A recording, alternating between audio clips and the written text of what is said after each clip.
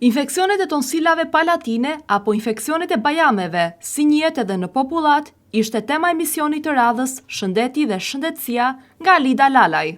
Në studion e televizionit 6+1 Vlora, ishte ftuar mjekja e shërbimit të ORL-s Paula Arapi. Infeksionet e bajameve mund të prekin njerëzit e të gjitha moshave, por fëmijët dhe të rinjt kanë mundësitë më të mëdha të prekjes nga këto infeksione. Mjekja Paula Arapi ka thënë se bajamet janë pjesë e sistemit imunitar dhe ndihmojnë në kapjen e mikrobeve, po kur ato infektohen, bëjnë të dhimbshme dhe të rrezikojnë shëndetin, ndaj kërkojnë trajtim nga një mjek i specializuar. Shkaktarët e kësaj sëmundje janë viruset dhe bakteret. Raste më të shpeshta në popullat janë me origjinë virale, por rastet me origjinë bakteriale janë me shenja më të theksuara. Arapi thotë se grup moshat më të prekura janë fëmijët, për shkak të sistemit imunitar të pamaturuar, ndaj vëmendja tek fëmijët duhet të jetë maksimale.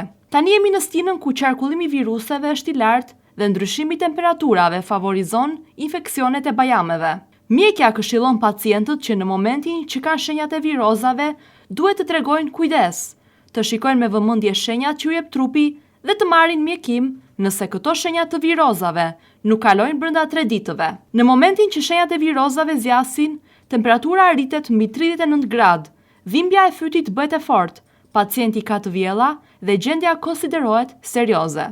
Viruset dhe bakteret që shkaktojnë infeksionin e bajameve janë ngjitse dhe transmetohen lehtë tek të tjerët. Për të shmangur infektimet, njerëzit duhet të tregojnë kujdes me kontaktet e afërta dhe të shmangin ambientet e populluara. Kontakti ngushtë me dikë të sëmur çon në transmetim të viruseve apo baktereve. Mjekja Paula Arapi ka folur edhe për rastet kur bajamet duhen operuar.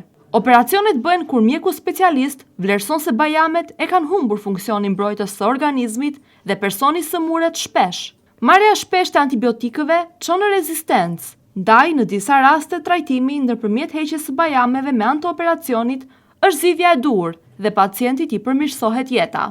Këshillat e mjekes Paula Arapi janë për qëndrim të vazhdueshëm në ambiente të mirë dhe të ajrosur, të jenë të kujdesshëm dhe të shikojnë shenjat në organizmin e tyre dhe të marrin gjithmonë mendimin e specialistëve në shëndetësi. Kujdesi më i shtuar në këtë stinë duhet të jetë për fëmijët. Emisioni Shëndeti dhe Shëndetësia, në drejtimin e Alida Tare Lalaj, do të vijojë çdo javë në dritaren e hapur për shëndetësinë.